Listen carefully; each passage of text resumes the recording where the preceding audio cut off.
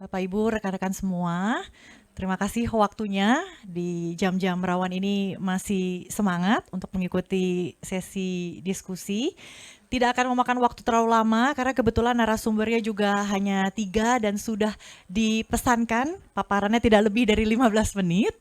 Tapi nggak apa-apa, memang itu kita inginkan, paparan 15 menit, kita lebih ingin ada diskusi. Karena di sesi ini kita lebih cenderung ingin membuka peluang kolaborasi ya. Karena memang sesuai dengan topiknya ini ada semacam simbiosis industrialisme ya yang mungkin belum tercipta tapi akan ada gitu ya melalui jalannya penyelenggaraan diskusi siang hari ini.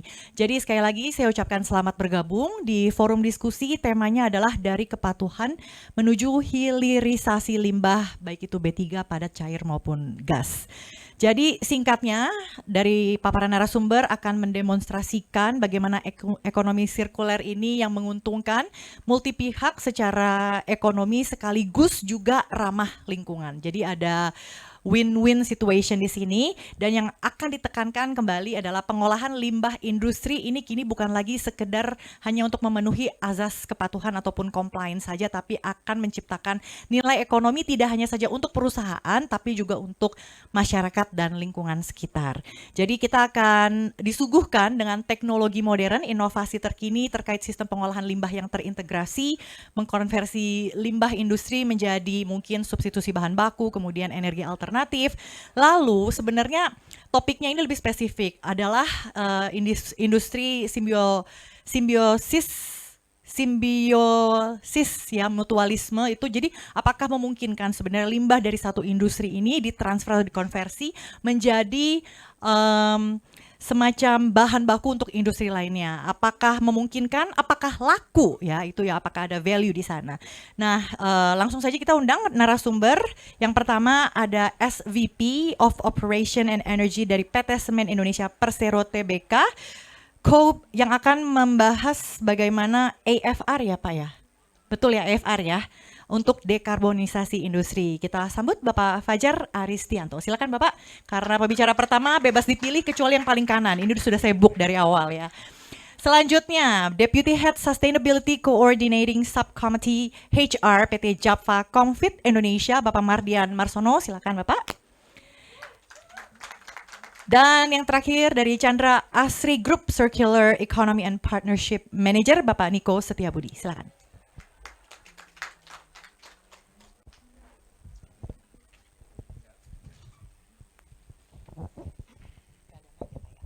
Oke, kita mulai dengan Pak Fajar dulu. Ini kebetulan 3 perusahaan dari 3 industri yang berbeda.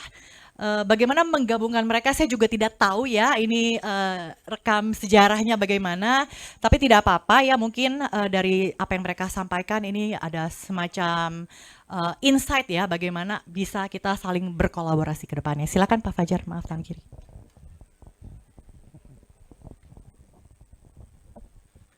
15 menit sanggup ya Pak? Baik, materi bisa di-show sambil menunggu materi.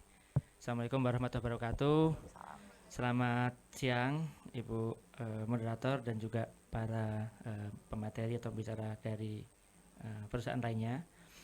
Kemudian rekan-rekan yang hadir di forum ini, kami ingin memperkenalkan Bu, saya Fajar Aristianto dari Semen Indonesia. Saat ini menjabat SVP of Operation Energy.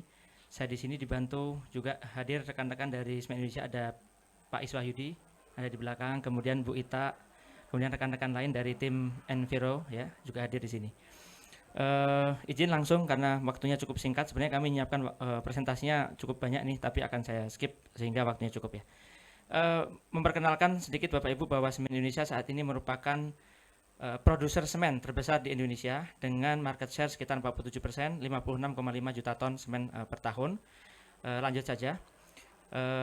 Lokasi pabrik kami ada di Pulau Sumatera, ada 3 lokasi pabrik integrated, kemudian ada 4 lokasi pabrik di Pulau Jawa dan 1 ada di Sulawesi. Kemudian kita juga memiliki pabrik 1 di Vietnam ya, Tangrong Semen.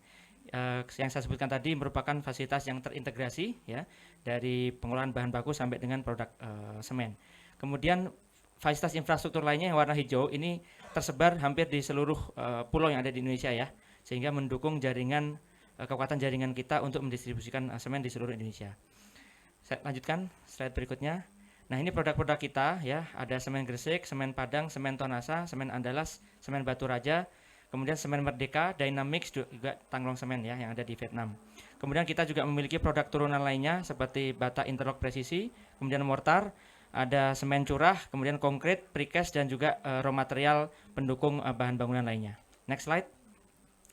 Nah, sejalan dengan komitmen pemerintah Republik Indonesia terkait dengan upaya-upaya untuk menurunkan dekarbonisasi, ya. Oleh karenanya kita sebagai salah satu perusahaan yang juga berperan dalam menurunkan emisi karbon ini, kita terus berupaya berkomitmen melakukan segala upaya dan inisiatif strategis untuk langkah-langkah strategis untuk menurunkan emisi CO2. Next slide.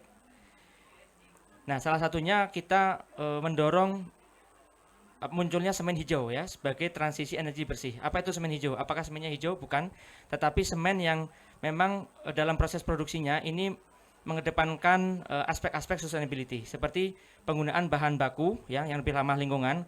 Kalau dulu itu menggunakan bahan bakunya yang natural source, saat ini sudah mulai menggunakan alternatif raw material.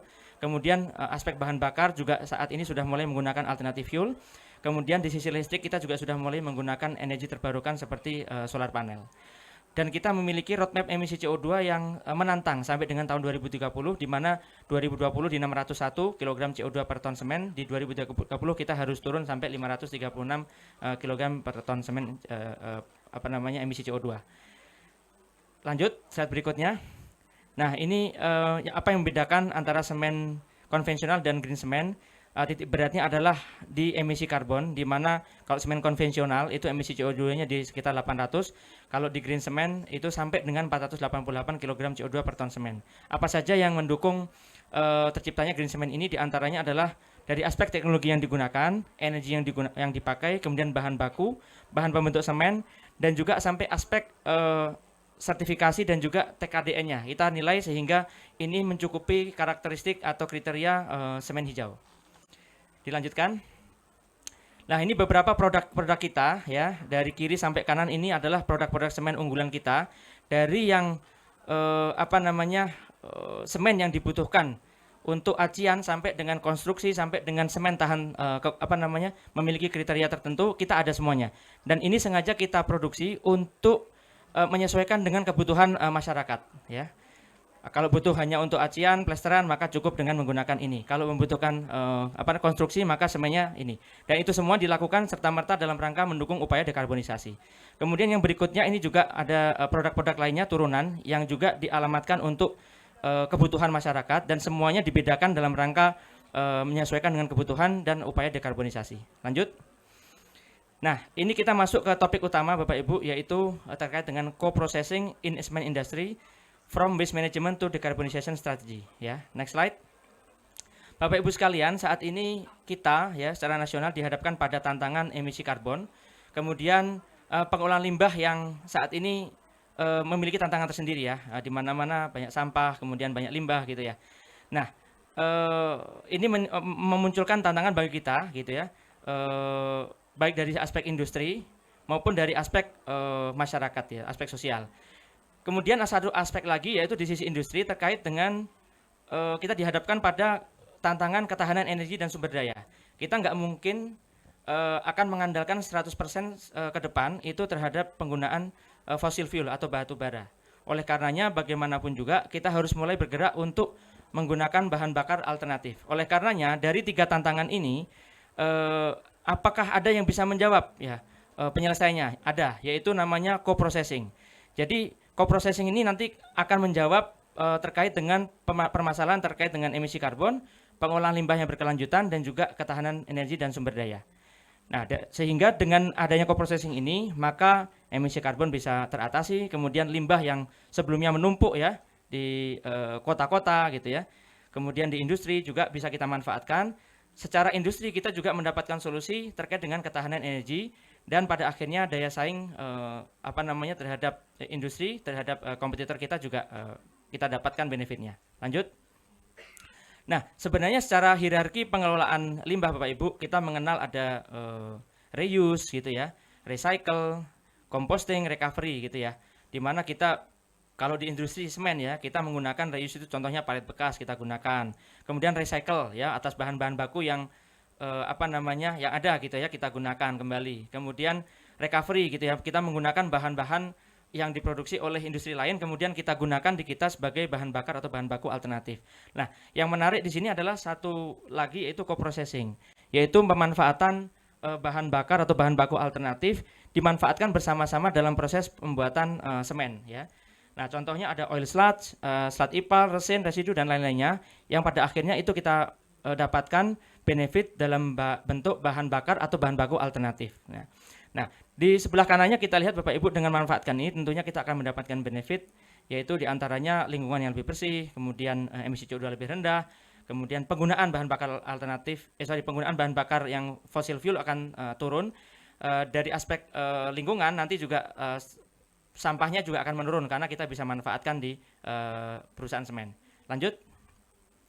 Nah, apa itu co-processing Bapak Ibu sekalian? Jadi co-processing ini adalah pemanfaatan panas, recovery energy atau mineral dari limbah sebagai alternatif bahan bakar atau bahan baku yang menggantikan sebagian bahan bakar atau bahan baku dalam proses pembuatan semen. Nah, kalau kita lihat di sebelah kanan Bapak Ibu ada hierarki terkait dengan penanganan limbah, yaitu paling bagus adalah pencegahan, kemudian ada dimanfaatkan kembali reuse gitu ya, kemudian recycle didaur ulang, kemudian ada co-processing ya. Kemudian semakin ke bawah ini sebenarnya sangat kita hindari ya, yaitu apa saja? Ada insinerasi, kemudian dibuang ke TPA, ini cukup membahayakan, dan yang paling akhir adalah yang sangat-sangat tentu kita hindari adalah dibakar atau dibuang sebagai di sembarang tempat gitu ya. Nah, itu akan menimbulkan gas beracun. Nah, kalau kita lihat grafik paling bawah ya, bukan grafik ya, ini ilustrasi paling bawah Bapak Ibu, bahwasanya kalau insinerasi atau membakar sampah itu kita akan menghasilkan emisi CO2, SO2 dan NOx ya. Itu dari incineration plant. Itu ada emisi tersendiri. Sementara perusahaan semen itu juga membakar bahan bakar fosil, kemudian natural gas, fuel oil itu juga menghasilkan emisi CO2, SO2 dan NOx. Kenapa ini nggak kita lakukan bersama-sama? Lah oleh karenanya co-processing menjawab itu sama Bapak Ibu.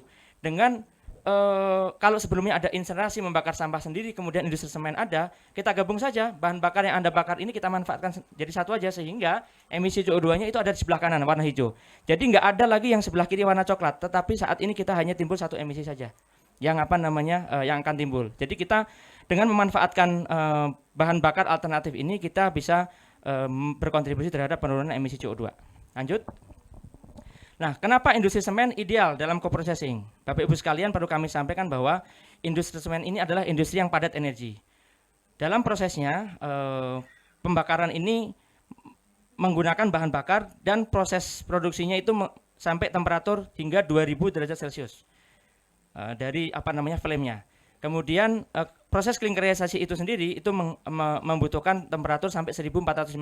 Bayangkan Bapak Ibu sekalian dengan temperatur tinggi tersebut, bahan bakar atau bahan baku yang berupa alternatif tadi kalau kita umpankan dalam proses produksi kita, apalagi dengan waktu bakar yang cukup panjang, kemudian waktunya cukup mencukupi untuk proses pembakaran, maka kita membakar tadi bisa dikatakan tanpa residu, tanpa sisa. Semuanya akan terdilusi sampai kepada abu yang pada akhirnya itu menjadi semen ya.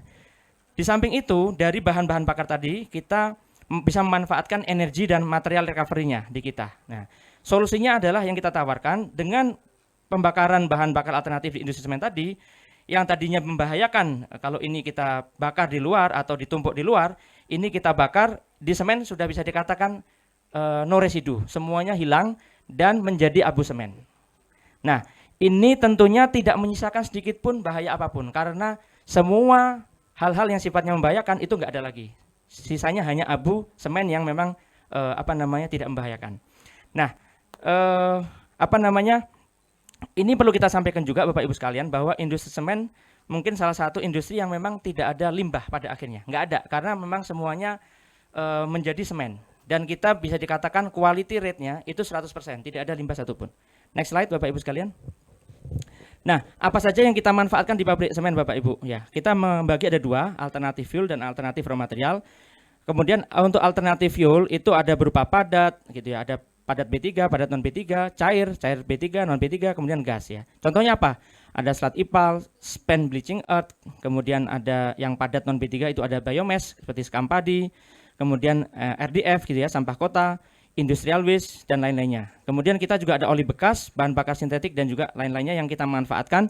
Dan di sebelah kanannya bagaimana kita memanfaatkan di sistem kita itu beberapa teknologi sudah kita upgrade ya untuk pemanfaatannya.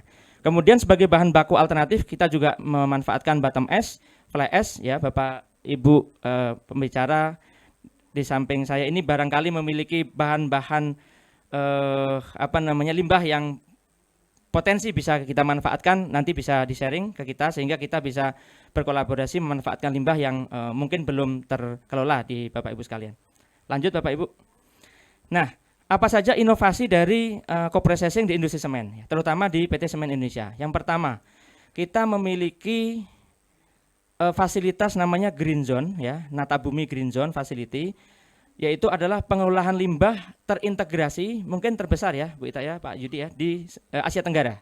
Ini lokasinya ada di Narogong, Jawa Barat ya. PT dulu namanya Holcim ya, Geocycle di Holcim perusahaannya. Sekarang kan sudah diakuisisi oleh PT Semen Indonesia menjadi Solusi Bangun Indonesia.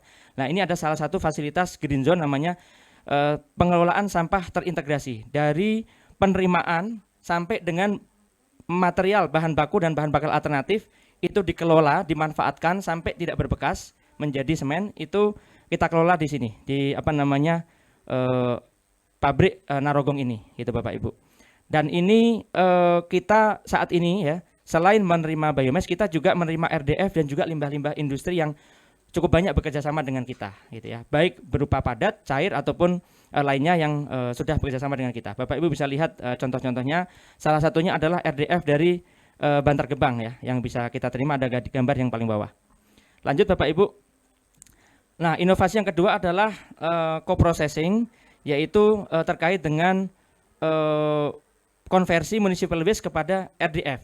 Ini juga pertama di Indonesia dan di Asia Tenggara ya. Ini ada di mana? Ada di Cilacap ya Bapak Ibu. Jadi Cilacap merupakan salah satu pionir kerjasama antara Pemda. Waktu itu juga ada sponsor dari luar ya yang menghibahkan alat ini, kemudian diserahkan kepada Pemda Cilacap, kemudian dalam operasionalnya bekerja sama dengan PT Solusi Bangun Indonesia di bawah Semen Indonesia Group ya untuk mengoperasikan konversi dari municipal waste kepada menjadi RDF ya. Nah, di sini juga merupakan salah satu nilai circular economy Bu ya. Kalau kita lihat ada beberapa step Bapak Ibu sekalian ya, dari step 1 sampai dengan step 4.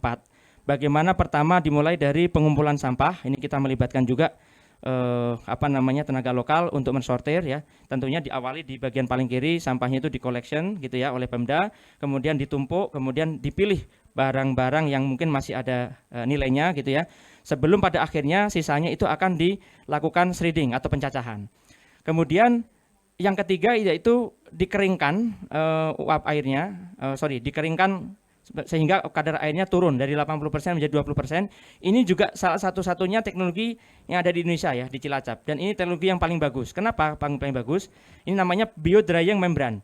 Jadi kita mengeringkan sampah ini, turun kadar airnya dari 80 ke 20% tanpa menggunakan bahan bakar apapun. Jadi kita hanya menggunakan bakteri yang nanti dengan kerja bakterinya tersebut itu akan mampu menguapkan kadar airnya dan menurunkan kadar air sampah dari 80 ke 20%. Sehingga dari penurunan kadar air ini maka materinya sering ke 40 sampai 50%. Jadi kalau beratnya sebelumnya 1 ton ya hanya menjadi 500 kg RDF gitu ya. Nah, tahap terakhir adalah pemilahan apakah ini yang kasar, kemudian yang halus, kemudian residu ya. Kita pada akhirnya akan sortir tiga-tiganya, kemudian yang memasuk kepada spek RDF-nya akan kita umpankan ke dalam fasilitas pembakaran kita di sistem pembuatan semen gitu ya. Bagaimana dengan inert, komposit dan oversize-nya? Kita akan recycle, kita akan putar lagi dan pada akhirnya kita akan campur sehingga tidak ada waste sedikit pun di dalam proses ini. Pada akhirnya semuanya akan kita bakar di dalam proses pembuatan semen. Nah, inovasi yang kita sampaikan di sini adalah terkait dengan teknologinya yaitu bio drying membrane yang merupakan satu-satunya di Indonesia dan merupakan saat ini yang paling handal. Next slide. Nah, kemudian inovasi yang ketiga ya adalah terkait dengan digitalisasi dari co-processing. Jadi ada Nata Bumi yang salah satu unit waste management kita di pabrik Narogong ini sudah mengimplementasikan digital platform terkait dengan pengolahan limbah ya. Jadi pengolahan limbah pun nggak lepas dari proyek digitalisasi, karena dengan digitalisasi ini kita mampu mengoptimalkan seluruh rantai co-processing secara real time untuk keselamatan, untuk kinerja yang maksimal, serta untuk mendapatkan pencampuran dan hasil kinerja yang terbaik di dalam prosesnya. Nah, ini juga nggak lepas dari digitalisasi ya Bapak Ibu. Lanjut. Kemudian yang berikutnya adalah bahwasanya dengan apa yang kita sampaikan tadi di depan, PT Semen Indonesia telah berkontribusi banyak dalam upaya menurunkan emisi CO2. Kalau kita lihat nomor 3, kita secara masif menurunkan emisi CO2 dari baseline tahun 2020 sebesar 607. Saat ini tahun kemarin ya, 2025 kita sudah berhasil menurunkan sampai 561 kg CO2 per ton semen ekuivalen dengan memanfaatkan bahan bakar alternatif, dan juga secara internal ya kita mendapatkan benefit mengganti konsumsi batu bara atau bahan bakar konvensional dengan bahan baku alternatif yang tentunya akan menambah daya saing perusahaan. Lanjut. Nah, ini mungkin saya terakhir, yaitu tantangan implementasi ya bagi perusahaan dalam pemanfaatan limbah. Yang pertama tentunya dari aspek ketersediaan dan kontinuitas limbah. Saat ini pasokan belum stabil. Harapannya ke depan akan semakin stabil karena ini menentukan keberlanjutan pemanfaatan kita. Kemudian yang kedua, karena memang limbah ini datangnya dari mana-mana, maka variasi terhadap kualitasnya juga beragam gitu ya. Oleh karenanya dengan adanya digitalisasi tadi, kita bisa mengoptimalkan pencampuran sehingga pada akhirnya kita manfaatkan di sistem pembakaran kita bisa lebih stabil. Kemudian dari aspek regulasi dan perizinan, ya kita juga mengalami beberapa dinamika perubahan regulasi sehingga cukup menantang bagi kita. Dan selanjutnya adalah terkait infrastruktur dan logistik, karena bahan baku ini alternatif sifatnya dan contohnya sekam Bapak Ibu sekalian. Sekam ini kan sangat ringan sekali. Sehingga 1 ton yang biasanya bisa berisi katakanlah 20 ton beras, kalau diisi sekam itu paling-paling isinya hanya 5 sampai 8 ton saja karena sangat ringan sekali. Sehingga transportasinya pun menjadi mahal dibandingkan transportasi untuk bahan-bahan lainnya. Kemudian karena pabrik kita ini dari awal didesain untuk menggunakan bahan bakar batu bara, maka dalam rangka menggunakan bahan baku alternatif, kita juga perlu untuk melakukan upgrading terhadap fasilitas pabrik kita. Tentunya ini membutuhkan investasi dan biaya yang cukup tinggi. Kemudian dari aspek emisi, karena pabrik juga didesain awalnya dengan batu bara, sementara kita harus menggunakan bahan baku alternatif yang memiliki kandungan material tertentu yang sifatnya bisa menimbulkan emisi ya, maka kita juga harus mengontrol emisi ini dengan seketat-ketatnya ya. Tentunya ini juga membutuhkan dukungan investasi. Kemudian nggak lepas juga dari penerimaan publik nih ya. Sampah sekarang dikumpulkan di TPA, dikelola dan lainnya, tentu ya ada semacam resistansi ya dari masyarakat ya. Tapi alhamdulillah sejauh ini kita bisa menjelaskan dan memanage masyarakat sekitar bahwasanya ini dalam rangka juga untuk mengatasi permasalahan sampah sehingga mereka bisa terima. Dan yang terakhir adalah kapasitas teknis dan SDM kita. Karena memang dari awal pabrik kita didesain tidak untuk menggunakan alternatif fuel dan alternatif raw material, maka kita secara kontinu melakukan training, melakukan pembinaan terhadap karyawan kita untuk bagaimana selalu bisa memiliki kemampuan teknis, meningkatkan kemampuan teknis karyawan untuk bisa menggunakan bahan baku alternatif, tentunya dengan membuat SOP dan juga training terhadap karyawan untuk bisa mewujudkan ini. Kunci keberhasilan dan dukungan yang diperlukan ya dari Bapak Ibu sekalian pemegang kewenangan dan regulasi, tentunya yang pertama regulasi yang jelas dan konsisten. Kemudian yang kedua, dalam hal RDF, dalam hal kerjasama lainnya, kita juga membutuhkan kolaborasi pemerintah dan juga dari bapak-bapak yang terkait dengan industri. Barangkali ada sampah-sampah yang dihasilkan yang mungkin bisa kita kelola, kami sangat welcome. Kemudian investasi teknologi, ya, pengendalian emisi, edukasi dan komunikasi terhadap masyarakat. Dan yang terakhir adalah keberlanjutan lingkungan dan manfaat ekonomi yang nyata. Ini merupakan salah satu bentuk upaya kita dan juga komitmen SIG dalam rangka mewujudkan keberlanjutan. Next slide. Baik, terima kasih dari PT Semen Indonesia. Tentunya kami membutuhkan dukungan dari Bapak Ibu sekalian yang mengampu kewenangan, regulasi dan lain-lainnya, dan juga dari industri barangkali nanti ada hal-hal yang bisa kita kolaborasikan. Terima kasih, saya kembalikan ke MC. Terima kasih Pak Fajar, komprehensif sekali dan memang perlu diacungkan jempol ya, banyak sekali inovasi yang diadopsi oleh SIG ya, Semen Indonesia Group ya, ada beberapa juga ini yang pertama tidak hanya saja di Indonesia tapi secara regional ya di ASEAN, bahkan teknologi co-processingnya ini seperti omnivora ya, kalau manusia ya memakan segala macam limbah gitu ya, tapi bisa dimanfaatkan jadi sebisa mungkin tidak ada limbah yang tersisa. Sebelum saya beranjak ke Pak Mardian ya, nanti juga akan ada sesi tanya jawab, tapi kayak kurang afdol nih kalau nggak di challenge langsung. Tadi kan disampaikan Pak Fajar, kalau misalnya instalasi dan segala macam mesin dan lainnya itu didesain di awal untuk batu bara. Tapi ini kalau misalnya harus switching ke bahan bakar alternatif, apakah akan mempengaruhi output kualitas dari semennya itu sendiri? Ya, baik. Jadi memang mungkin 80% ya Bu ya. Itu pabrik kita didesain menggunakan batu bara di awal. Pabrik kita itu rata-rata di tahun 80 90-an. Tetapi untuk pabrik yang lahir di tahun 2014, 2017 itu sebagian kecil sudah mengakomodir penggunaan bahan bakar alternatif gitu ya. Nah, pertanyaan menarik, bagaimana kalau kita mengkonversi untuk penggunaan bahan bakar atau bahan bakar alternatif yang lebih tinggi gitu ya. Nah, kita tentunya membutuhkan namanya upgrading ya. Kalau kita pengen sampai ke 50-70%, tentunya kita membutuhkan bedah gitu ya, major surgery untuk bisa menggunakan bahan bakar yang lebih banyak. Tentunya dengan upgrading yang dilakukan ini tidak akan mengubah kualitas semen yang dipersyaratkan. Karena dalam upgrading itu telah mempertimbangkan faktor kualitas yang harus dikunci dulu. Itu pertama. Jadi faktor keselamatan, faktor kualitas, kemudian faktor lain-lainnya itu sudah dikunci Bu. Itu nggak boleh berubah. Yang boleh berubah ke belakang, teknologi yang harus menyesuaikan terhadap kualitas dan juga keselamatan kerja. Walau itu artinya peningkatan biaya? Walaupun artinya peningkatan biaya, tetapi kita juga melakukan feasibility study ya. Kalau biayanya itu nggak mungkin akan balik modal ya, kalau industri bicaranya tentu harus ke sana gitu ya. Kalau nggak balik modal, tentu kita akan melakukan inovasi-inovasi atau modifikasi-modifikasi yang mendekati gitu ya. Bisa saja kita dalam hal switching ke arah 50% atau 70% konvensional pun menjadi alternatif fuel ini harus bangun pabrik baru.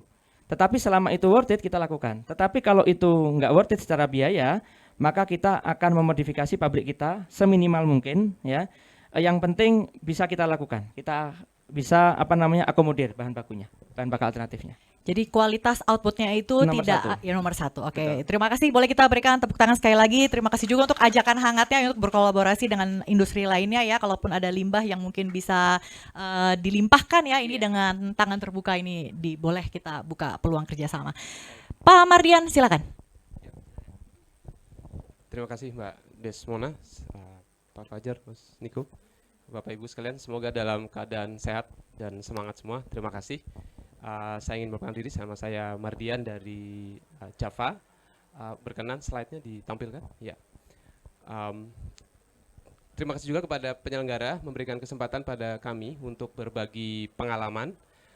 Judul presentasi kami atau paparan kami pada siang hari ini adalah Sustainability from the Inside Out. Jadi bagi Java memang pengelolaan sampah dan limbah bukan sekedar sebuah kepatuhan, tetapi sebenarnya sebuah peluang bagi kami untuk mendorong peningkatan efisiensi sumber daya, dimulai dari pengendalian operasional, kemudian mengenali data-data dan dampak lingkungan kami, dan pada akhirnya menjalankan program-program secara konsisten di lapangan. Next. Sedikit mengenai Java, Bapak Ibu, mungkin belum mengenal langsung Java secara nama perusahaan besarnya. Kami adalah perusahaan agri-food yang bergerak di penyediaan protein hewani dan juga produk pangan. Kami beroperasi di sebagian besar di Indonesia dan sejumlah negara di Asia, dan saat ini sekitar 37.000 karyawan ya di Java Group. Next. Nah, bisnis Java sendiri konsepnya adalah integrated business model, jadi from farm to table, dan ada bisnis yang saling terintegrasi dari hulu hingga hilir. Di hulu Java kami memiliki perusahaan pakan ternak. Kemudian selain pakan ternak, kita juga punya proses-proses farm untuk breeding, dan kemudian di Midstream kita punya farm livestock ya, perunggasan, kemudian juga pengembukan sapi dan hewan-hewan lainnya, termasuk di luar Indonesia. Di Vietnam kita punya farm swine atau babi dan pengembukan babi. Kemudian untuk di downstream, di hilirnya, di hilir kita punya processing dari hewan-hewan ternak tersebut. Jadi salah satunya juga tentunya adalah produk-produk protein hewani, dan ada produk yang mungkin juga sudah familiar Bapak Ibu ketahui ya, Sogut, Olagut, Tokusen dan sebagainya. Dan produk Java sendiri memang beragam dan didukung oleh bisnis yang beragam juga, termasuk bisnis di vaksin dan juga peralatan atau perlengkapan di industri peternakan seperti itu. Dan kami menyadari Java dengan bisnis yang kompleks, kami menggunakan energi, air, dan sumber daya yang lain, dan tentunya dampak lingkungan yang dihasilkan oleh bisnis Java juga tidak kecil tentunya. Next. Nah, ini adalah Java Sustainability Pillars Bapak Ibu, dan di siang hari ini kami berkesempatan untuk berbagi di salah satu pilar, yaitu Efficient Production System. Jadi ini adalah salah satu komitmen Java di mana kami ingin mendorong pemanfaatan sumber daya dan material yang lebih baik. Tadi kami menyebutkan kami menggunakan energi, air, dan juga berbagai sumber daya. Dan di Java dengan kompleksitas bisnisnya tadi, area-area yang menjadi fokus utama kami diantaranya misalnya kami mengelola energi, mengelola air, dan juga pengelolaan manure atau litter yang juga signifikan ya dihasilkan dari farm-farm kami yang jumlahnya tidak sedikit, ada ratusan tersebar di Indonesia dan di luar Indonesia.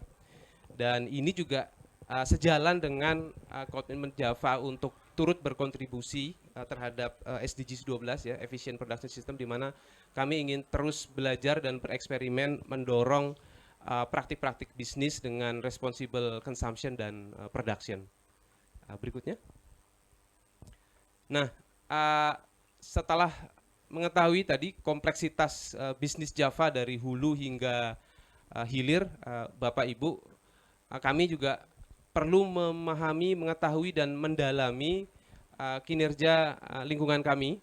Dan ini bukan hal yang mudah. Jadi kita tidak bisa mengukur kita tidak bisa mengolah apa yang tidak bisa kita ukur ya. Jadi sejak 2019 kami mendorong digitalisasi di data sustainability dengan menciptakan platform yang kami sebut Java Sustainability Reporting System dan Sustainalytics. Jadi platform ini adalah platform seluruh unit operasional kami, hampir semuanya itu mengumpulkan data-data terkait lingkungan, dan ini kemudian dikonsolidasi data-data tersebut. Data-data seperti penggunaan energi, penggunaan air, kemudian produksi sampah dan limbah, dan kemudian dikonsolidasi melalui Sustainalytics. Jadi Sustainalytics ini adalah platform visual dashboard di mana kami bisa melakukan data driven insight yang ujungnya adalah kami dapat melakukan intervensi atau program-program terkait. Next. Nah, salah satu upaya kami untuk mendalami dampak lingkungan kami adalah melakukan LCA atau Life Cycle Assessment yang kami lakukan di tahun 2019 bertahap ke bisnis-bisnis yang lain. LCA ini membantu kami untuk mengetahui dampak terbesar dari bisnis unggas atau poultry Java yang sekitar 70% itu ternyata dari bisnis pakan kami ya di hulu. Dan 80% dari si 70% ini sebenarnya juga dikontribusikan dari kegiatan supply chain ya di produksi pakan ternak tersebut. Jadi ini juga membantu kami untuk mengenali hotspot atau titik-titik di mana kami bisa melakukan improvement atau inovasi. Next. Nah, di Java kami berupaya mendorong sirkularitas sumber daya. Esensinya adalah ini bagaimana kami mengelola limbah dan sampah di Java. Jadi yang pertama, seperti judul dan tema di awal, inside out. Jadi di produksinya sendiri kami berusaha mendorong menghindari produksi sampah ya. Awalnya kalau kita dari hulu, dari farm misalnya, kita menerapkan namanya precision feeding. Precision feeding itu artinya kita mengupayakan pakan kepada hewan secara efisien sesuai dengan umur tumbuh kembang si hewan ternak ya, tanpa memberikan nutrisi atau pakan yang berlebihan. Jadi yang pertama ini juga untuk menghindari waste generation, dan yang kedua supaya tumbuh kembang hewan juga optimal dan efisien. Nah, berikutnya kalau di bisnis pakan ternak kami juga mendorong efisiensi sumber daya, misalnya di kemasan pakan ternak kami berupaya mengurangi 3-5% bahan materialnya. Caranya gimana? Mengurangi dimensi panjang dan ketebalannya tanpa mengurangi kekuatan si kemasan pakan. Jadi ini kami dorong agar pemanfaatan sumber daya bisa lebih minimal, dan ketika pakan ternak ini dimanfaatkan oleh mitra-mitra kami juga melakukan kampanye untuk memanfaatkan kembali kemasan pakan ternak ya, dan tidak langsung dibuang ke TPA karena sebenarnya memang masih bisa digunakan kembali. Berikutnya kita mendorong bahwasanya berbagai byproduct atau hasil dari kegiatan bisnis Java dari hulu hingga hilir itu sebenarnya bisa dimanfaatkan. Jadi contohnya kalau di pakan ternaknya ada proses di mana kita memanfaatkan jagung, dan ada transfer material ya di lokasi pabrik pakan, ada istilahnya residu dari jagung atau tumpinya itu kita tangkap dengan siklon, dan kemudian residu itu kita manfaatkan kembali untuk apa? Untuk bahan pakan ternak juga, seperti itu.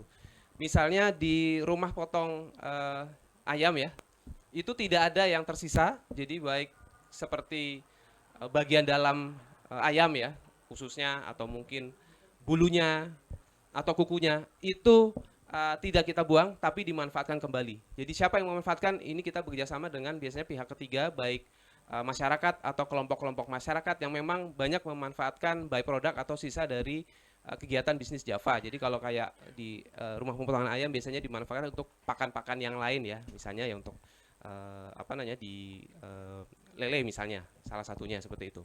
Jadi selain itu juga salah satu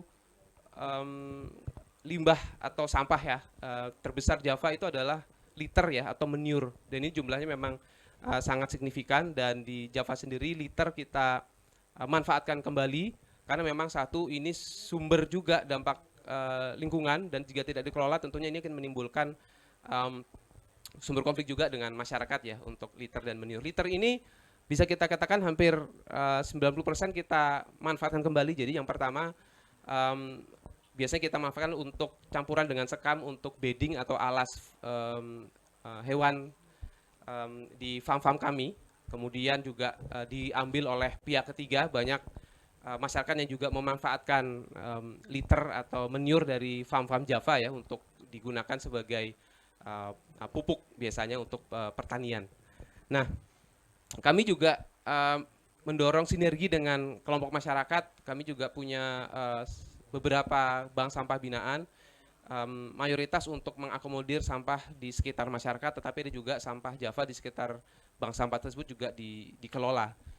Dan ini menjadi salah satu upaya kami untuk mendorong bagaimana proses circularity itu bukan hanya diterapkan di Java, tapi juga untuk kelompok masyarakat yang ada di sekitar unit-unit Java. Dan terakhir kami juga mendorong transisi ke energi yang lebih bersih.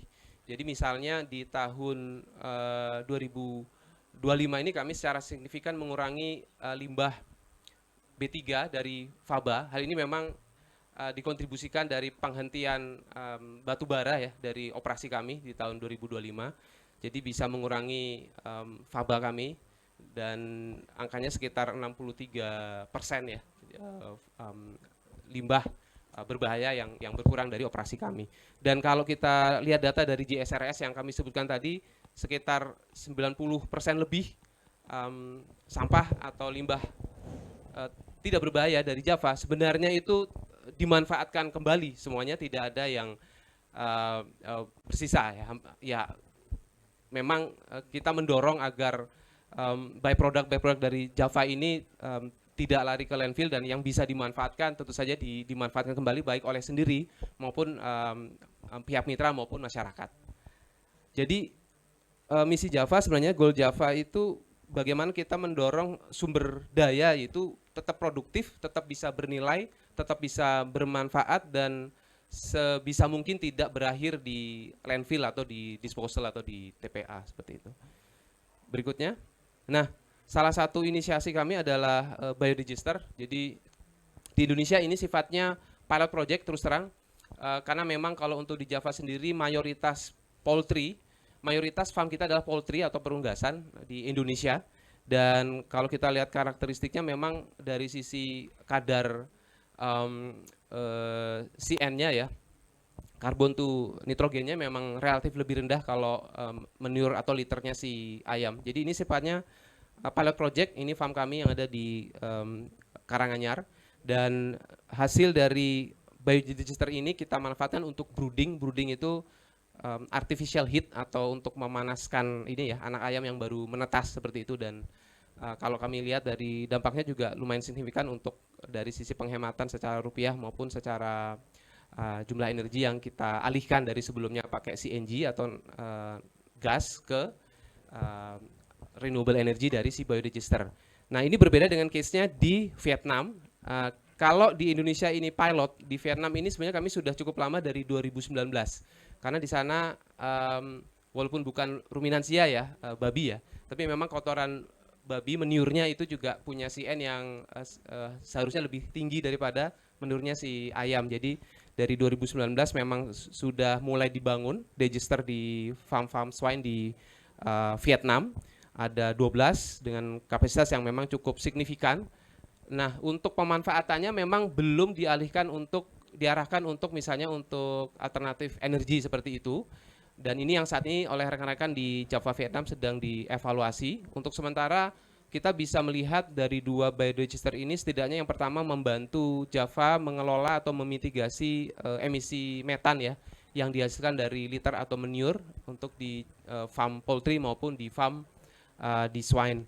Dan salah satu output atau keluaran dari biodigester biasanya juga adalah residu, di mana residu ini juga sangat bermanfaat untuk diterapkan atau dipakai sebagai pupuk organik di pertanian. Dan memang ini juga salah satu penerapan di Java dan di Indonesia dan di Vietnam untuk hasil dari biodigester ini gitu. Nah, sebagai penutup buat Java sendiri memang ini masih perjalanan panjang. Tadi ada sustainability target ya Java ke 2050. Jadi kami berupaya melakukan berbagai inovasi. Kami juga berusaha belajar dan bereksperimen. Baru-baru ini kami menyelenggarakan Java Sustainability Initiative Award dan diikuti oleh belasan lini bisnis di Java yang memang tujuan akhirnya adalah untuk mendorong berbagai inovasi untuk membantu Java mencapai target-target sustainability-nya selain pengurangan emisi juga untuk pengelolaan sampah dan limbah. Demikian paparan dari Java, Mbak Desmond, terima kasih. Terima kasih Pak Mardian, waktunya juga pas banget, kami apresiasi. Dan cukup lengkap, dan tapi nggak adil kalau saya tidak melemparkan satu pertanyaan ya. Yep. Nanti Pak Fajar sebelah saya komplain. Oke, saya lagi pilih mana yang enak. Sudah cukup baik ya, Sustainability from Inside Out. Judulnya aja kayak kartun gitu ya, catchy banget gitu. Jadi gampang diterima juga oleh publik. Kemudian sudah mengajak kelompok masyarakat untuk menerima ya atau menadah hasil-hasil limbah ya. Tadi ada bulu ayam, saya mikir apa itu, mungkin UMKM kemoceng kali ya. Terus usus gitu ya, pedagang bubur yang juga ada sate ususnya. Kemudian kuku ya, bingung ya ini kuku ayam untuk apa ya, nggak bisa untuk extension kan ya. Tapi ada satu pertanyaan, yaitu pemerintah Indonesia kan ada satu program prioritas MBG ya. Ini kan emang nggak ada hubungannya ya sama dengan circular economy. Cuman secara tidak langsung pasti ada kebutuhan yang lebih banyak untuk protein hewani, dan secara tidak langsung itu pasti ada emisi EGRK-nya, emisi gas rumah kacanya. Nah, meskipun tadi sudah ada biodigester ya, salah satu pilot project gitu. Cuman litter and manure walaupun itu unggas yang relatif lebih rendah, tapi tetap ada target emisi yang harus kita tekan. Nah, apa strateginya? Ya, jadi dari hasil life cycle assessment yang tadi kita sebutkan ya, Mbak Desmond. Jadi kalau kita lihat dari environmental footprint itu 70% itu memang dari bisnis kami di hulu, yaitu pakan sebenarnya. Nah, ternyata dari hasil analisis LCA, dari si 70% itu dampak lingkungan itu sebagian besar ini munculnya dari kegiatan supply chain, di mana memang harus diakui kami kan memasok banyak bahan baku dari luar dan didatangkan ke Indonesia, dan itu kan bagian dari emisi skop 3. Dan terus terang memang ini menjadi salah satu hal yang saat ini kami dalami dan kami evaluasi bagaimana kami bisa mendorong ada improvement dari sisi supply chain kami ya di hulu. Nah, untuk dari sisi emisi kami sebenarnya yang lainnya tadi kan 70% tuh di hulu, lain-lainnya itu salah satunya dari manure management tadi gitu. Nah, dari farm seperti perusahaan agri-food seperti Java yang salah satu bisnisnya adalah farm, ya memang salah satu emisinya adalah dari manure-nya ya. Kalau manure itu lepas ke dilepas begitu saja kan menghasilkan metan ya, Mbak Desman. Makanya kita mendorong manure itu benar-benar dimanfaatkan dari produksi dari farm-farm. Salah satunya tadi yang saya sebutkan, jadi manure itu dimanfaatkan dicampur dengan sekam dan dimanfaatkan menjadi alas di farm, dan itu digunakan berulang kali, tapi tetap ada batasnya juga ya. Jadi dengan tujuan agar memang si manure ini tidak langsung kita lepas atau kita buang ke alam seperti itu. Dan itu salah satu upaya kami untuk mendorong agar manure ini dari sisi metannya itu bisa kami kendalikan atau kami bisa mitigasi. Nah, selain itu apalagi, karena kan nggak cukup tuh buat bedding tadi yang Mbak Desman nanya, ada sebenarnya itu manure itu bisa dianggap kalau ada B3 ada B4. Nah, B1-nya itu bernilai gitu. Jadi bisa dibilang rebutan gitu. Jadi rebutan yang mau kotoran ayam karena kan nutrisinya tinggi. Jadi buat campuran untuk pupuk ya. Itu memang salah satu effort kami untuk membangun kemitraan dengan partner yang ada di sekitar farm-farm kami seperti itu, Mbak Desmond. Oke, tapi sustainability targetnya di 2050 apakah nggak kejauhan? Sementara SNDC kita aja di 2030 ke 2031. 2050 itu harusnya sudah net zero.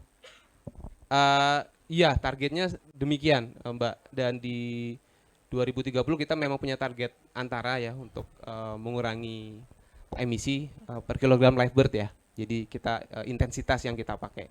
Dan memang ini perjalanan panjang, makanya kami berusaha keras. Tadi saya sebutkan kita punya JSI ya tadi, Java Sustainability Initiative Award.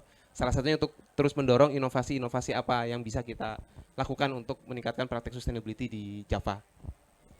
Terima kasih Pak Mardian. Oke, boleh kita berikan tepuk tangan untuk Java. Selanjutnya Pak Niko, silakan. Ya, terima kasih banyak Mbak Desmond. Assalamualaikum warahmatullahi wabarakatuh.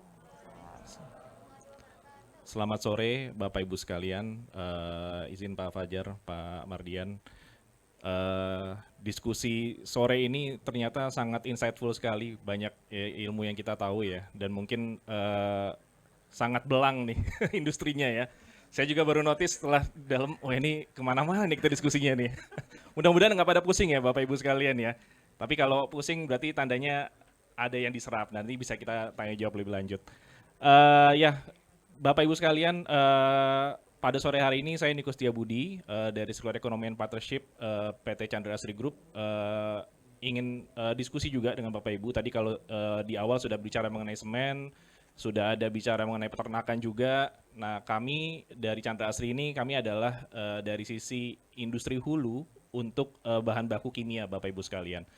Jadi Chandra Asri ini kami berlokasi di Cilegon.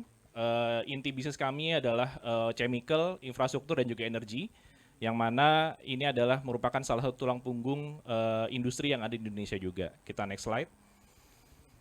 Ya, sedikit memperkenalkan Bapak Ibu sekalian. Jadi dari sisi 3 lini bisnis kami memiliki ada beberapa plan, walaupun memang tidak sebanyak SIG dan Java, tersebar di berbagai kota. Kalau kami, alhamdulillah fokusnya di Cilegon seperti itu ya. Kami di Cilegon ini ada beberapa plan yang satu untuk chemical, yang mana kami memproduksi untuk bahan baku yang digunakan dari berbagai industri di Indonesia, khususnya dalam konteks produk-produk polimer seperti itu.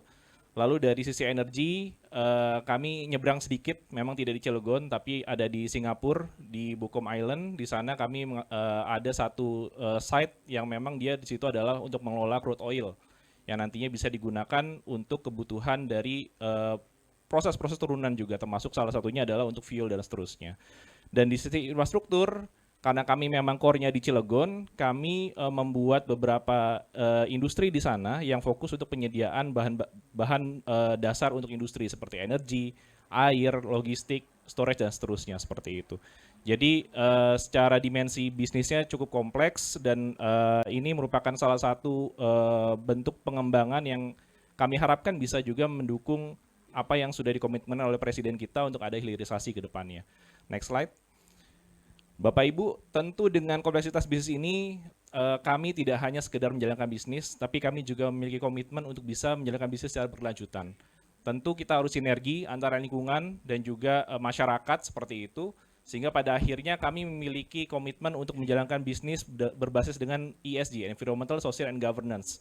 Ini adalah beberapa framework yang kami yang kami siapkan dan ini kami coba elaborasi dalam berbagai aktivitas. Tentu dalam konteks pengelolaan sampah kami sudah harus comply dengan apa yang distandarkan oleh KLH. Bahkan dalam beberapa kesempatan kami juga berpartisipasi di proper, tentu harus sudah beyond of compliance seperti itu. Sehingga pada akhirnya banyak inisiatif yang kami lakukan, terutama juga dari sisi produk, kita sudah bisa pastikan bahwa semua produk yang dihasilkan oleh Chandra Asri, dia bisa terserap semuanya, tidak ada terbuang sebagai limbah dan seterusnya. Dan mungkin saya akan showcase beberapa inisiatif yang kami lakukan di site kami. Next slide. Ini adalah beberapa contoh inisiatif yang kami lakukan dalam konteks green technology.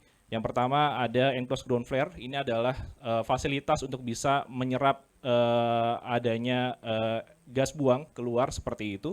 Jadi kalau di industri chemical itu ada istilahnya flaring, Bapak Ibu sekalian. Ini adalah proses normal sebetulnya karena kita harus ada flaring supaya bisa memastikan prosesnya semua berjalan dengan aman seperti itu. Dan flaring ini biasanya terbuang keluar, tapi dengan adanya EGF ini, enclosed ground flare, dia bisa diserap lebih ke dalam tanah, kemudian diolah dan menjadi bahan baku untuk proses selanjutnya. Lalu tadi di SIG ada penggunaan RDF juga, kalau kami ada, tapi memang versi mininya seperti itu. Karena kalau SIG kan mesinnya sangat besar sekali ya Pak. Ya. Kalau kami kapasitas untuk RDF-nya hanya sekitar 5 ton per hari, jadi mungkin hanya seujung kukunya dari SIG seperti itu. Tapi memang komitmen kami adalah ingin coba membantu TPA-TPA yang ada di sekitar lokasi Chandra Asri agar bisa diturunkan volumenya sehingga gunungan sampahnya semakin semakin rendah dan sehingga pada suatu titik mungkin bisa hilang dengan adanya RDF ini. Dan juga kami mempunyai inisiatif untuk menggunakan recycle material di dalam kemasan kami. Jadi produk-produk dari Chandra Asri ini kami punya kemasan namanya BFR, Back Film Roll, yang mana ini biasa digunakan untuk produk-produk industri dan 30% itu sekarang sudah menggunakan recycle, Bapak Ibu sekalian. Nah jadi kalau Mbak Desmond tanya bagaimana kolaborasinya, ini mungkin yang saya tawarkan pertama nih Bapak Ibu sekalian. Kalau mungkin ada yang kebutuhan untuk menggunakan back film dengan kandungan recycle, nah itu Chandra Asri kita sudah bisa supply seperti itu. Oke, next slide. Jadi Bapak Ibu sekalian itu tadi sedikit showcase, namun tidak berhenti sampai situ, bahwa komitmen sustainability kami mulai menapak pada aspek eksternal. Bagaimana Chandra Asri bisa berkontribusi dalam penanganan sampah nasional terutama di sektor plastik. Karena kalau tadi berbicara LCA, sebetulnya LCA yang paling mengkhawatirkan adalah bagaimana post consumer dari si plastik ini bisa diolah secara baik. Tapi pertanyaannya apakah memang hanya aspek lingkungan saja yang perlu kita perhatikan? Tentu kita melihat kondisinya memang sudah sangat gawat sekali. Dari sisi jumlah sampahnya kalau kita compare Jakarta saya sudah lebih dari 8.000, bahkan secara waste manage data terakhir dari KLH aja masih 25%, tapi rupanya ada aspek lain yang kita tidak bisa tutup mata Bapak Ibu sekalian. Ada aspek ekonomi yang kita perlu perhatikan, yaitu bagaimana kita bisa bertumbuh secara ekonomi dan tentunya itu perlu ditopang dengan kehadiran industri seperti itu. Karena kalau kita lihat dari sisi penggunaan plastik di Indonesia, ini masih jauh tertinggal dibandingkan negara lain. Dan kalau kita compare dengan negara lain, kondisi persampahan mereka kelihatannya tidak sekompleks yang ada di Indonesia seperti itu. Nah ini kan artinya ada suatu hal yang sebetulnya kita perlu perhatikan apa sih yang bisa menjadi solusi di balik ini semua seperti itu. Oleh karena itu, kita next ke slide selanjutnya. Nah ini kita perlu transisi Bapak Ibu sekalian. Kalau kita sudah mengenal kumpul angkut buang dengan banyak TPA yang sudah terjadi sekarang, tapi ke depan kita kayak nggak bisa terus-terusan seperti ini. Kita perlu transisi ke konsep ekonomi sirkular. Ekonomi sirkular ini kita melihat segala sesuatu sebagai value, tidak ada istilah sampah dalam ekonomi sirkular, tapi sebetulnya adalah material seperti itu. Karena kalau Bapak Ibu ingat beberapa waktu terakhir banyak pedagang teriak karena harga plastik naik, sebetulnya kan berarti ada nilai di sana gitu kan ya. Dan nilai itu sebetulnya kalau masuk ke TPA akan kereset jadi nol. Padahal harganya tetap ada di sana. Nah, bagaimana cara kita utilisasinya? Yuk kita membuat ekosistem baru. Kita bentuk menjadi sirkular sehingga pada akhirnya nilai itu bisa kita jaga terus-menerus. Dan Bapak Ibu sekalian tentu tidak semudah membalikan telapak tangan. Kita banyak challenge di dalamnya. Kita next slide selanjutnya. Memang ada aspek dari sisi material, secara teknikal kita banyak ketemu material-material yang berbasis pada multimaterial, sehingga pada prosesnya menyusahkan pendaur ulang dan seterusnya.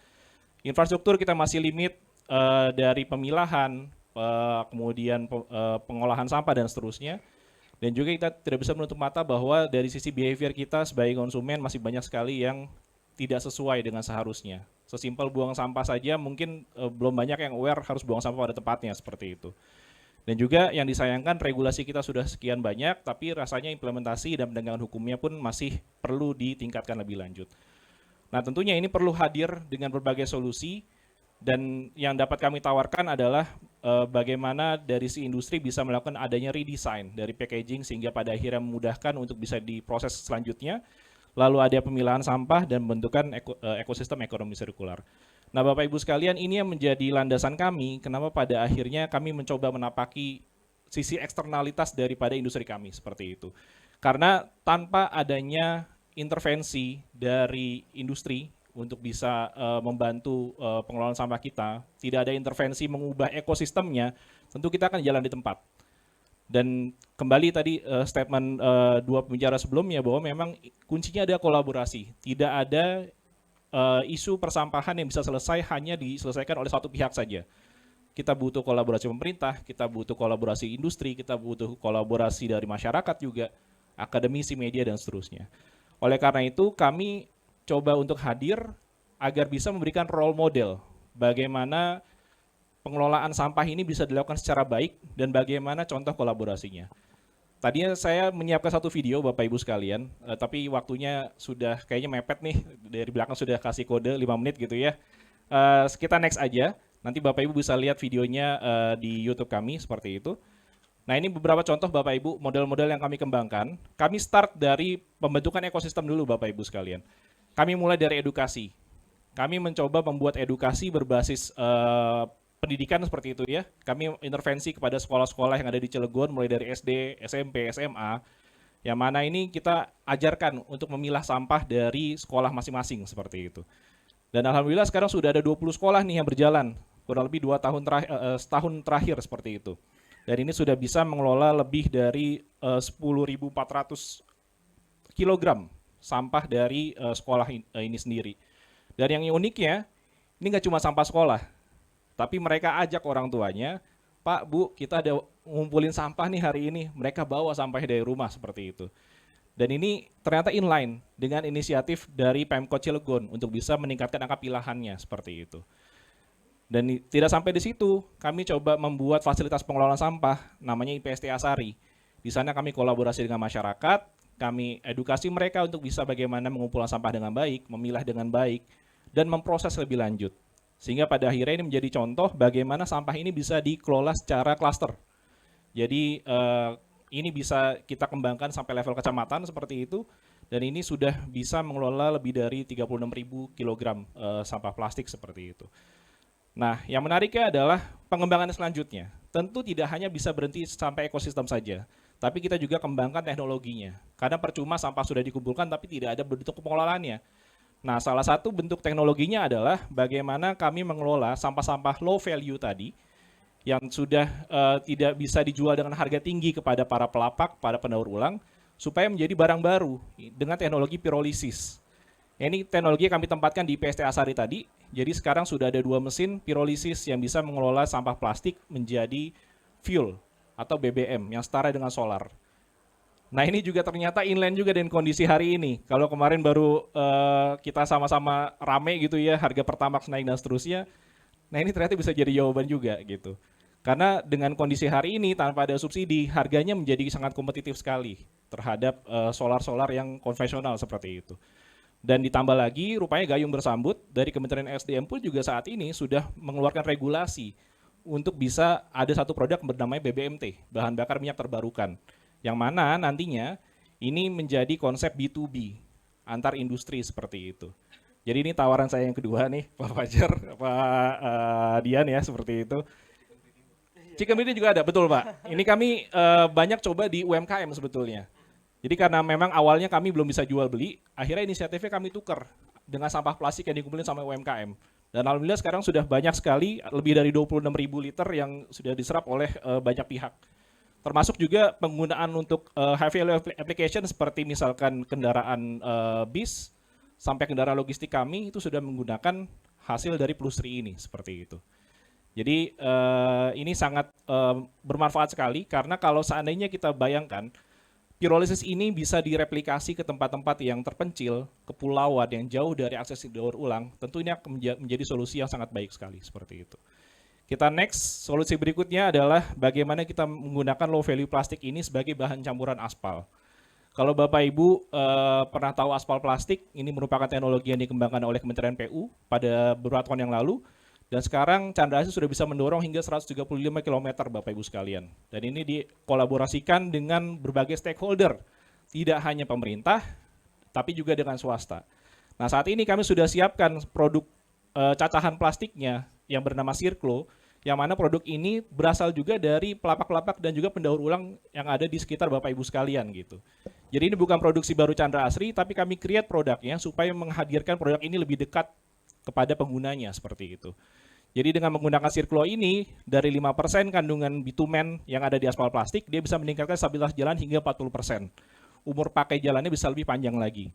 Dan ini tawaran saya yang ketiga nih, Bapak-Bapak sekalian atau mungkin Bapak Ibu sekalian. Kalau memang ada yang ingin menggunakan aspal dengan campuran plastik ini, silakan produknya sudah tersedia. Nanti kita bisa bentuk ekosistemnya karena saat ini memang desain dari produk Circlo kami dia sangat memungkinkan untuk bisa direplikasi di kota-kota yang lain seperti itu. Dan terakhir slide dari kami, ini sebetulnya baru sekelumit model Bapak Ibu sekalian, tapi sebetulnya ekosistem circularity dari plastik ini sangat besar. Dan kuncinya adalah bagaimana kita bisa memastikan sampah ini bisa dipilah sejak dari awal. Karena kalau dia sudah dipilah sejak awal, tentu proses selanjutnya akan jauh lebih mudah dibandingkan yang seharusnya terjadi sekarang, seperti itu. Dan kunci berikutnya adalah bagaimana kita membangun ekosistem dengan berbasis kolaborasi. Tidak lagi kita hanya bisa meminta kepada pemerintah untuk bisa, ayo pemerintah beresin sampahnya, nggak bisa kayak gitu. Harus ada intervensi dari kita bersama, dari industri, dari masyarakat, dari media, dari akademisi, dan seterusnya. Semuanya ikut berkolaborasi, sehingga pada akhirnya urusan sampah ini menjadi urusan kita bersama, dan bersama-sama kita membangun Indonesia yang lebih asri. Terima kasih banyak. Assalamualaikum warahmatullahi wabarakatuh. Waalaikumsalam. Ditutup dengan sangat catchy ya. Chandra Asri untuk Indonesia yang lebih asri ya. Yes. Oh, ini pas banget ya. Oke, menarik sekali ya plastic waste managementnya. Tadi ada beberapa pertanyaan tapi sudah dijawab juga ya. Pemilahan sampah di hulu ini sangat penting ya supaya tidak kerepotan ya untuk memprosesnya. Aspal campuran plastik, sama pertanyaannya ke tadi sebelumnya Pak Fajar, kualitasnya itu apakah cukup baik? Apalagi Indonesia ini ada beberapa kota dan daerah rawan banjir Pak. Jadi jangan-jangan kalau pakai aspal campuran plastik, ini lebih repot untuk nambalnya. Siap. Iya, pertanyaan menarik Mbak Desmond. Jadi memang desain untuk aspal plastik ini adalah desain jalan yang menengah ke bawah secara volume kendaraannya seperti itu. Jadi biasanya kita temuin adalah di jalan-jalan perkotaan seperti itu ya, kabupaten dan seterusnya. Nah, tapi yang menarik adalah ketika kita menggunakan campuran plastik di dalam aspal, ternyata dia bisa meningkatkan kualitasnya, ada istilahnya stabilitas jalan, Mbak. Dia bisa naik 40% lebih tinggi daripada aspal konvensional. Jadi secara teori, sebetulnya dia akan lebih tahan lama dibandingkan aspal biasa. Cuman yang mesti kita sama-sama garis bawahi adalah ketika kita membuat jalan, tidak serta-merta hanya kualitas aspal saja yang kita perhatikan. Tapi kita perlu perhatikan bagaimana desain jalannya yang proper seperti itu. Bagaimana disupport dengan adanya gorong-gorong yang baik sehingga air kalau hujan bisa tersalurkan dengan baik dan seterusnya. Karena kami sudah buktikan sendiri di pabrik kami, kalau seandainya desain jalannya semuanya normal nih, karena kalau pabrik kan sudah pasti desain jalan harus normal ya Pak, kalau enggak maintenance-nya pasti repot gitu kan ya. Kita bandingin nih antara aspal plastik dan aspal biasa, memang terbukti pemakaiannya bisa lebih lama. Kami gelar 2018 sampai hari ini masih belum direparasi lagi seperti itu. Jadi ini buktikan bahwa memang secara material baik, tapi tentu perlu disupport dari sisi desain jalannya, kemudian fasilitas pendukung dan seterusnya. Karena percuma kalau kita buat jalan dengan aspal plastik, katakanlah kualitasnya kita pastikan 40% lebih gitu seperti itu, stabilitasnya lebih tinggi. Tapi kalau dia dibikin flat, airnya bakal genang di sana, ya ujung-ujungnya bolong juga seperti itu. Jadi tentu ini perlu disupport lebih lanjut. Dan tentunya memang kembali perlu kolaborasi gitu ya untuk bisa memastikan semuanya bisa berjalan dengan baik. Dan salah satu benefit dengan menggunakan Circulo ini, kami bisa memberikan pendampingan teknis Mbak nanti. Jadi kami bisa kasih pendampingan, bisa kasih penjelasan, oh ini baiknya seperti ini, harusnya seperti ini dan seterusnya seperti itu. Produk ramah lingkungan ini tidak hanya saja diciptakan untuk sekedar ada ya, tapi benar-benar fungsinya itu bisa dimanfaatkan ya.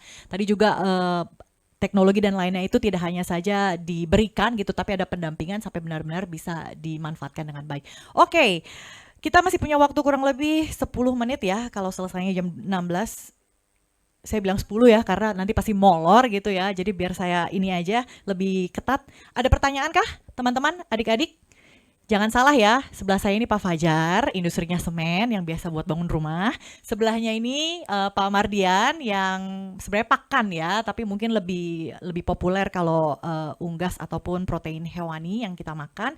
Dan Pak Niko adalah dari chemical, energy dan juga infrastruktur ya. Tapi tadi lebih banyak ngomongin soal plastic waste management. Mungkin ada pertanyaan teman-teman, Bapak Ibu? Kalau nggak ada saya yang nanya. Ada. Ya. Bapak dari mana? Oh ya nggak apa-apa tanya. Silakan. Visitor, oke. Mau pakai bahasa apa Pak?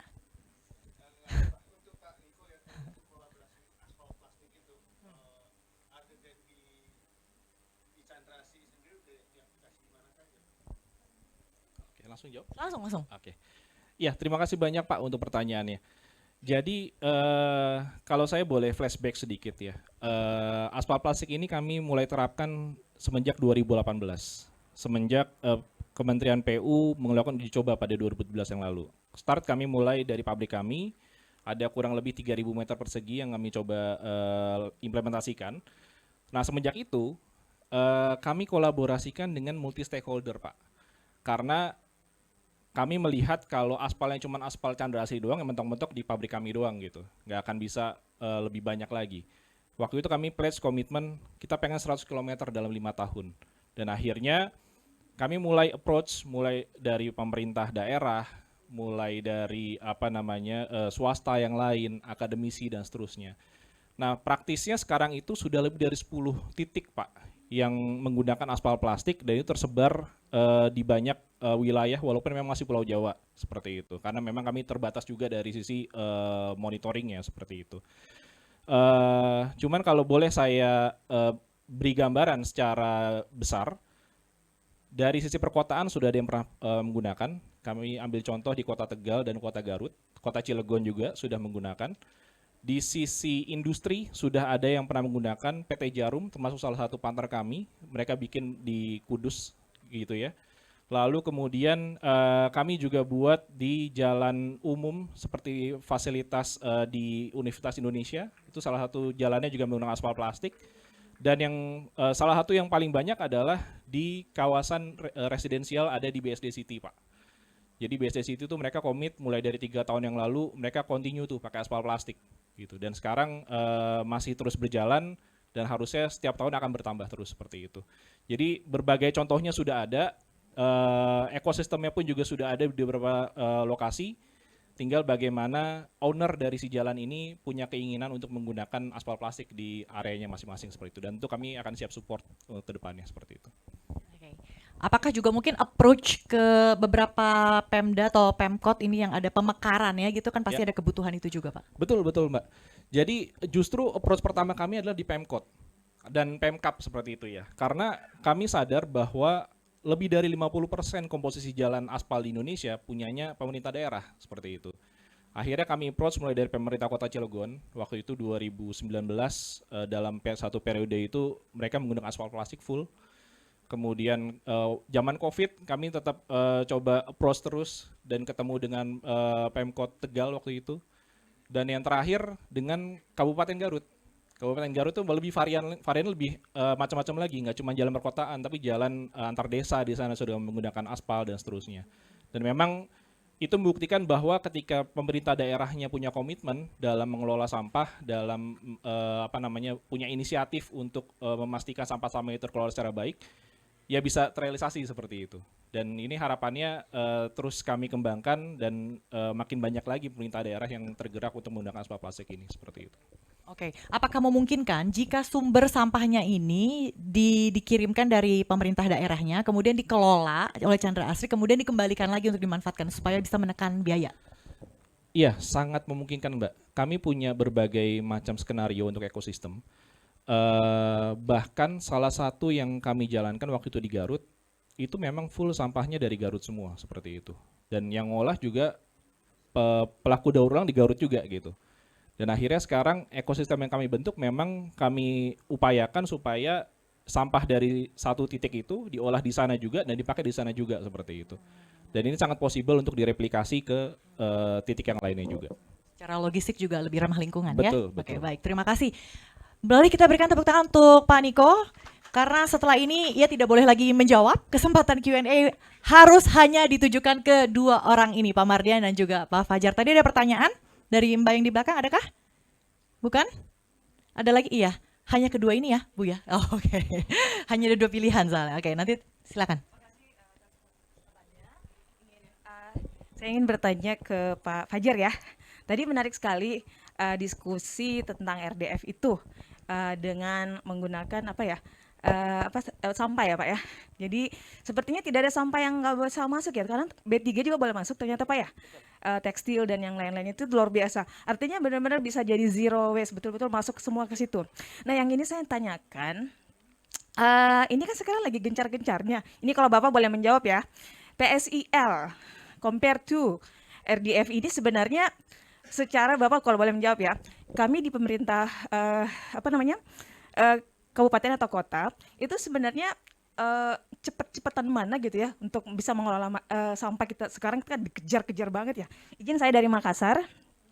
Jadi menurut Bapak ya, compared to ya PSIL yang saat ini digenjar-genjarkan banget sama pemerintah pusat, apakah better to use PSIL atau RDF dalam arti ini benefits-nya juga ke kami pemerintah kota seperti apa sebenarnya kalau misalnya menggunakan RDF atau PSIL? Kalau boleh menjawab, izin. Makasih.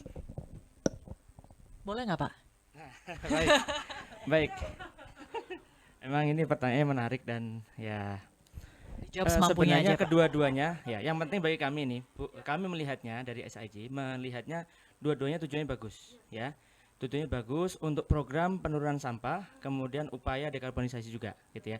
Masing-masing memiliki tujuan spesifik yang berbeda-beda. Nah, kami tentunya mendorong, kalau bagi SIG mendorong pemanfaatan, karena begini Bu, sampahnya kan ada di mana-mana. Perusahaan kita juga ada di beberapa titik, salah satunya ada di Sulawesi Selatan gitu ya, kalau spesifik ke Sulawesi Selatan. Tetapi kan tidak mungkin juga nih semua sampah akan mampu kita serap ya, karena pertama jaraknya jauh gitu ya. Kemudian kita juga pastinya akan memprioritaskan lokasi yang terdekat dari pabrik kita. Nah, jarak yang jauh itu kan tidak serta-merta mampu akan kita serap semuanya. Oleh karenanya kalau kami menjawab gitu ya secara pas gitu ya.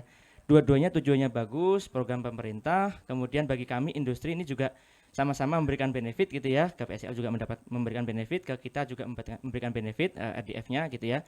Tetapi ada aspek yang menjadi titik tengah gitu ya. Mana yang lebih menguntungkan nih? Apakah ke sana apa ke sini gitu ya. Kalau bagi kami tentu di sekitarnya itu akan lebih menguntungkan bagi kami, karena itu bagi kami jarak angkutnya lebih dekat, kemudian sustainability-nya lebih terbaca gitu ya. Kalau jauh kan nanti transportasinya sendiri, pengangkutannya pun juga akan menimbulkan efek emisi karbon juga gitu ya. Tentu kita akan memprioritaskan di daerah-daerah pabrik.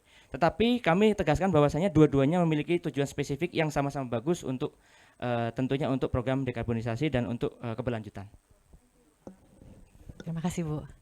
Oke, pertanyaan terakhir untuk Bapak Mardian, ini ada kaitannya dengan apa yang kita makan ya, protein yang paling mudah, enak dan murah gitu ya Pak ya.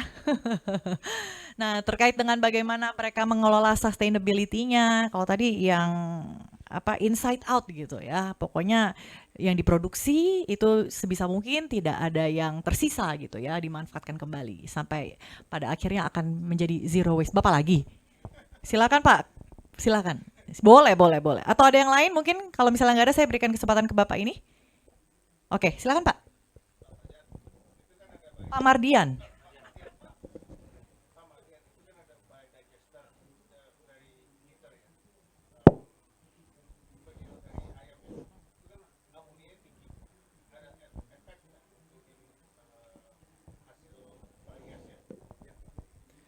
Pak siapa? Sorry maaf. Pak Dani ya. Terima kasih pertanyaan Pak. Memang kalau tadi dilihat di slide kami biodigester untuk poultry di Indonesia ini kami sifatnya percontohan ya, pilot. Karena memang di awal saya juga memang sempat sampaikan dan sempat bisa saya sebutkan karbon to nitrogennya rendah, kemudian ada ekses amonia juga.